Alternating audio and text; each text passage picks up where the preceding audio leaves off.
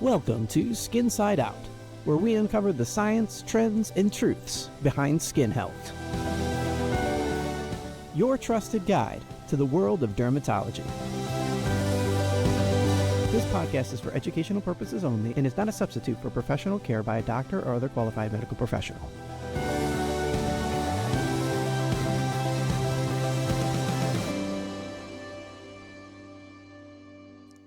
Welcome to Skinside Out, where science meets beauty. I'm your host, Dr. Zain, with Heather and Courtney. So today we're talking all about microneedling.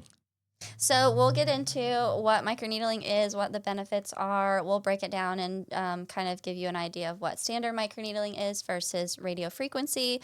We'll talk about different topicals that you can use during and after the treatment process, and we'll walk you through what a standard treatment looks like. Yeah. So let's get into it. What's microneedling? So microneedling is this concept of using small microneedles. You don't say. that puncture the skin, typically into the dermis. And what it does, it stimulates, collagen and elastin production by causing a wound response. So there's like a micro injury and your body responds by producing collagen and elastin. And there's different forms of microneedling. So there's traditional microneedling with a motorized pen. That's what we use in the office, moving very, very quickly, poking tiny little holes into the skin, causing that micro injury.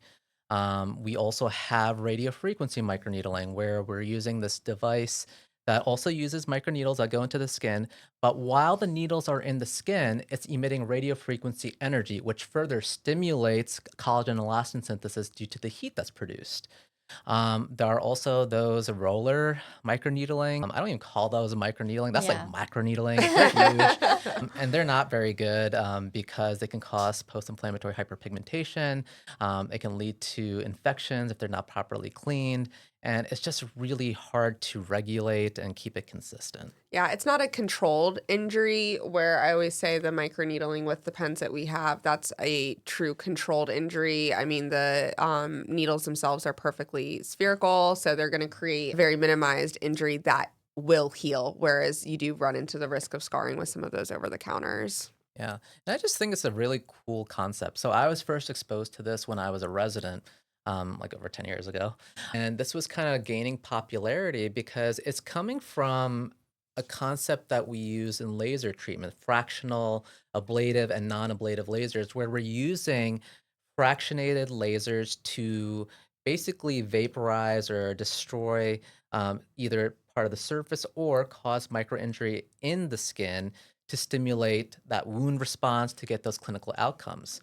Well, with using laser light, you run the risk of hyperpigmentation, other complications such as burns. So here we're using these devices that don't use laser light or heat, and we can really get those similar responses for that collagen induction without, those side effects that you may encounter with lasers. Yeah, and kind of what happens with your body during that process is your body thinks that your skin's been injured, goes back in and heals itself and kind of smooths everything out. So, Courtney, do you want to kind of touch on what this would be used for? Traditionally, we've used it for acne scarring as one avenue, especially the more mild to moderate. Sometimes we will pair it with things like subcision, which I'm sure we'll talk about at some point, but where we basically go under the skin and kind of release that scar tissue. We use it just for photo rejuvenation, minimizing fine lines and wrinkles. I think it's a phenomenal treatment for specifically for people in their 20s and 30s who are beginning to lose their collagen and don't want to jump to maybe a tox or a filler just to keep that collagen stimulated. At least at least a couple times a year. I think it's a great procedure. So it has a lot of different uses. Sometimes I hear people use it for things like hyperpigmentation. I tend to use a little bit more on, chemical peels and whatnot, but you can really treat a lot with the microneedle. Let's also talk about the difference between standard microneedling and radiofrequency, just a little bit more in depth, the different benefits. So radiofrequency can cause a little bit more of a tightening effect. So if you've got skin laxity, I think the radiofrequency is definitely the place to go. Yeah, and I think the deeper acne scars too tend to fare better with the radiofrequency rather than the traditional microneedling. Yeah.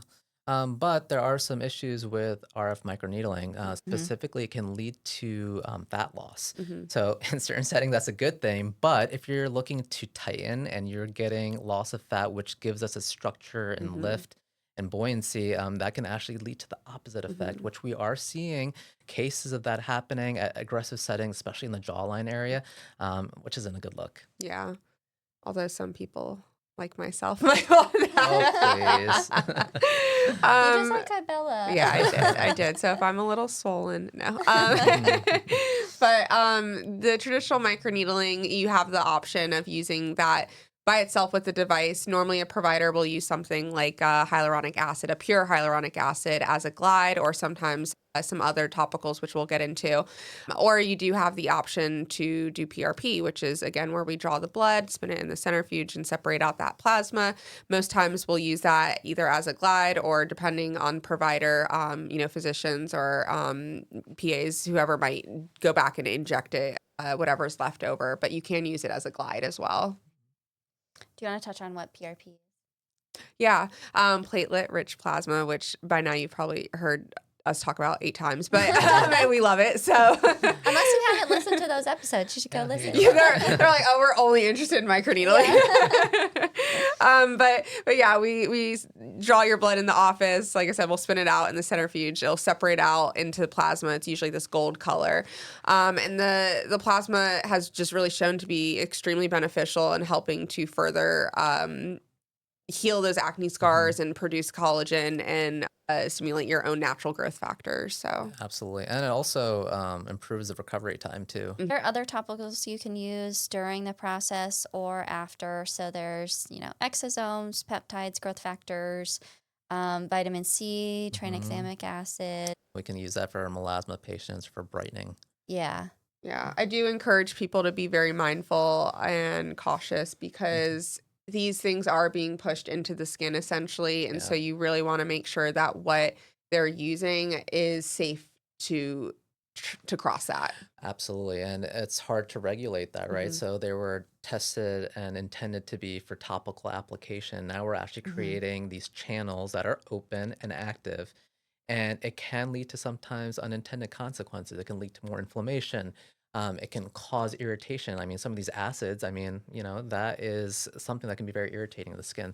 And you also have to be careful about, even with hyaluronic acid, they're not all HA serums are created the same. Some have macroparticles in it. They're not all homogeneous. And I have heard of some cases of granulomas forming, or these kind of bumps that form as an inflammatory response to some of these particles. Yeah, there are some case studies out with the vitamin C's too. So I think it Mm. depends on what vitamin C you're using. Yeah, I know I always jump back to this. It's just it's a wild west. You really have to check it out. It's crazy. But on the at-home microneedling like Reddit page, someone literally, and I thought it was a joke, honestly. Someone posted a picture of the Mario, but what is it, Badescu? Badescu, Yeah, yeah. it's like the rose water, and they're like, "Can I use this to microneedle into my skin?"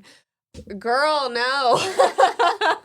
No, you can't. People just use anything, and it scares me. So even like you said, the hyaluronic acid and the vitamin Yeah. C's, you really want to make sure like truly pure and have been cleared and safe for skin. You can use some of these actives to help treat the skin. I have used microneedling on scars in the past and have used topical steroids, such as like Kenalog, just the liquid solution, applying it through those channels that I just created, massaging it in, and I've had some great responses to that. Yeah.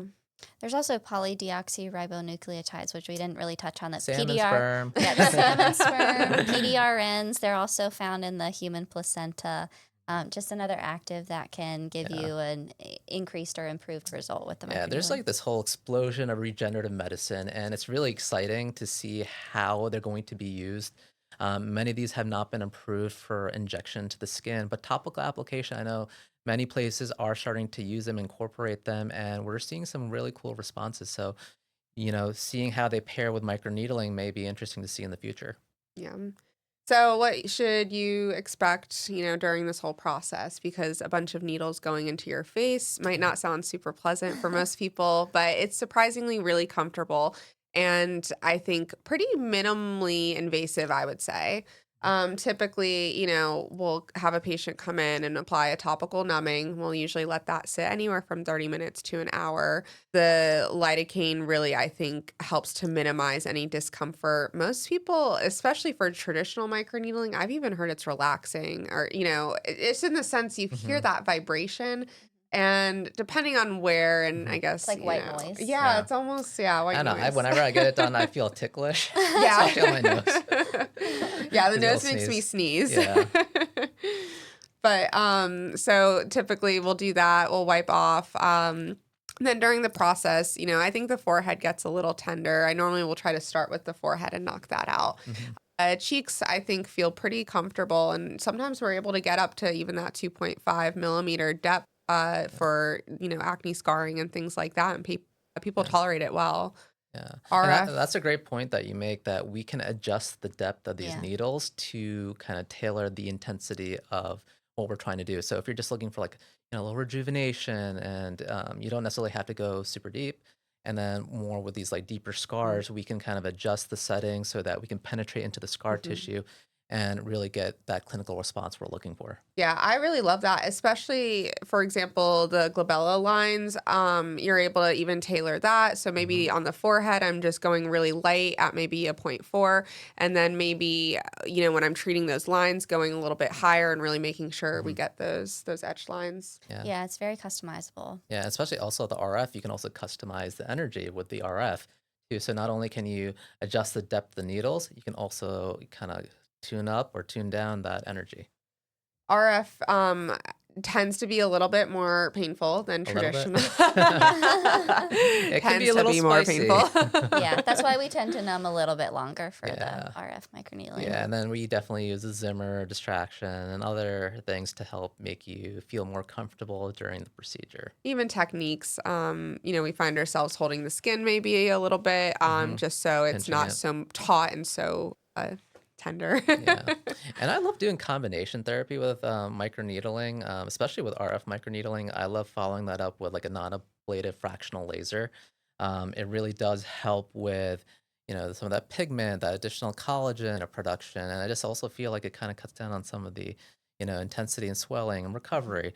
So I really like pairing that together, and patients have just gotten phenomenal results with that. Yeah, that's, I was going to touch on aftercare, and that's one of my favorite things about microneedling is how little downtime is truly required. I mean, typically patients that day, they can get pretty red, and that's expected, but you'd be surprised by the next day. It's gone down almost probably 60 to 70%. I always tell people it looks like a mild sunburn by the next day. And those microchannels are really closing up within that day, within 24 hours. You don't really have much downtime with it. It's truly something you could do on a Friday, and by Monday be totally good to go back to work. Yeah, I think the biggest thing for some people who especially get red very easily, tend to be very red right after the treatment. And it's kind of scary, but it goes down very quickly. Oh, I prep the heck out of my face. I'm like, you will be red. You will be so crazy red. You won't even know what hit you. And then if you over prep them, when they look in the mirror, they're like,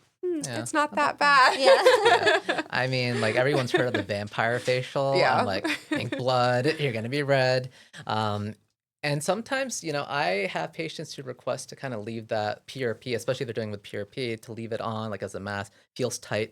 I don't think it really does that much, because these channels close pretty quickly after, but it just kind of has that nice tightening appearance, and maybe it makes them feel a little bit more rejuvenated. Blood in general with microneedling is expected. I mean, when you're creating that injury, you can expect to have some blood in it. Not necessarily will be this profuse bleeding, but sometimes when I'm wiping my patients off at the end and they see their blood, they get so shocked. Oh my gosh, is that it's mine? mostly like just pinpoint bleeding. Pinpoint bleed, yeah. Yeah. I remember walking home one day after getting microneedling done, and my daughter saw my face, and she was genuinely scared for her life. Like, Dada, what happened? Are you okay? Yeah, my dad is meanwhile, definitely... my wife's just like rolling her eyes. Yeah, like not Just again.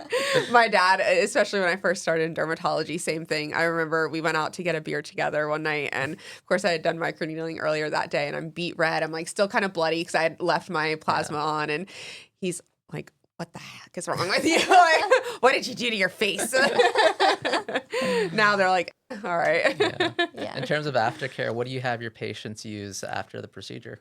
My absolute favorite thing is a good growth factor serum. So, using a gentle cleanser I think is really important because you will be a little sensitive. You want to come off your active, so any of your glycolic acid or your salicylic acid, your Right. tretinoin, Yeah, retinoids. yeah, retinoids, just because you will be more sensitive. But I think a good gentle cleanser, of course, obviously sunscreen. And then I love a good growth factor serum. So my favorite right now is the Bio Serum from Neocutis. Yeah, that's a Yeah. great one. I mean, moisturize. You're gonna Mhm. feel really dry as you Mhm. recover, and that's normal. Mhm. So a little bit of hyaluronic acid serum, I love that. That soaks in hydration. A good thick moisturizer that's non-comedogenic or pore clogging goes a long way. Yeah, avoiding yeah, D- sun uh, exposure is a big Sun and thing. sweat, I'll tell Yeah. you, because It Ideally, stings. it stings. Another day I went out to play some trivia with some friends and we were sitting outside and it was a summer day and I had done my microneedling that day and we're out there and I'm like, as the minutes are passing, I'm like dying. Like yeah. like it's painful, it's tender, it's Yeah. like the heat, and it wasn't even sunny truly, it was just the heat was Yeah. unbearable. So Yes. just maybe give yourself the night off Speaking trivia. of sweating, an interesting thing I just thought of, RF microneedling is also used to treat hyperhidrosis. It's off label, of course, but at those settings, you can actually damage the apocrine glands, which produce that sweat, the eccrine glands, and it can reduce sweating, Hmm. which is pretty nice. Yeah, but it sounds very painful. Oh yeah. Not like I'm gonna be doing it, but I'm just saying, if you're you can masochist. yeah, if you can tolerate it.